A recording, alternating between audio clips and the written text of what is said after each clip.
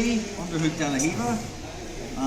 We talked about how I'm going to be putting in the de la Riva hook, making it strong. The de la Riva hook controls the outside space, and then the underhook de la Riva controls the inside space. I bring my arm deep and find my shin. I also want the collar. So we talked about how we create a weight shift. So I make a hook behind the back of the knee, and I pull Carl towards me, and then from this position I redirect him. So he's putting his weight on his 2 hands on his foot.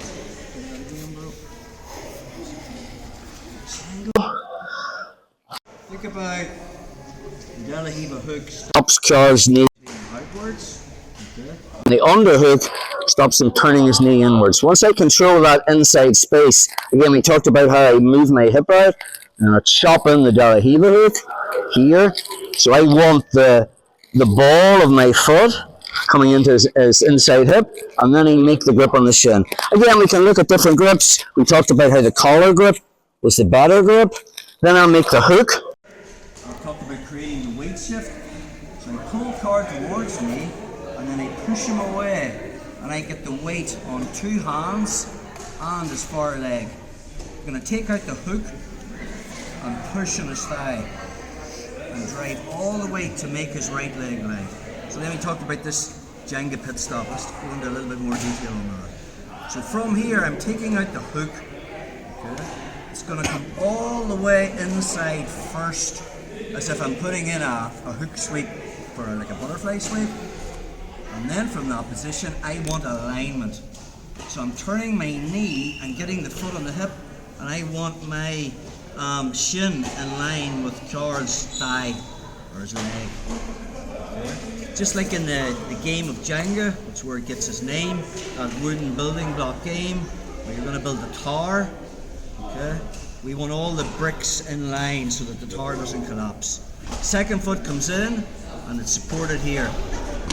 If I haven't got alignment, and let's just say my knee is more to the outside, Carl drives in, and now he's crushing me, and now I'm starting to feel uncomfortable. So I want to be always thinking about when we get into this Jenga pit stop position, alignment. My hand's on his knee, I'm pulling, so my leg's in line, and my right foot is underneath Carl's butt supporting that. Let's talk about hand pressure. Right hand is pulling on the collar, and the left hand, the one that's under his leg, the bicep curl, is pushing. So it's all this like a bow and arrow type movement. I want to put Carl in a fixed position where he's not moving. And again, just by playing around with this, if I'm pulling too far on the collar, Carl can put his foot towards me and start stripping hooks and stuff. Again. So from our de la Riva position. So we've got 3 pathways from this position. We'll look at that next time. So we're just going to start this off with getting to the position, trying to get alignment with our legs. If you're feeling uncomfortable, then you want to be checking to see, have you got alignment? Have I got my right grips? So to start the drill, you make the grip on the collar, probably a sleeve grip as well. Chop in the de la Riva hook is the first thing. Then I go underhook, and I've controlled the inside and outside space. Hook comes in, find the collar. Okay.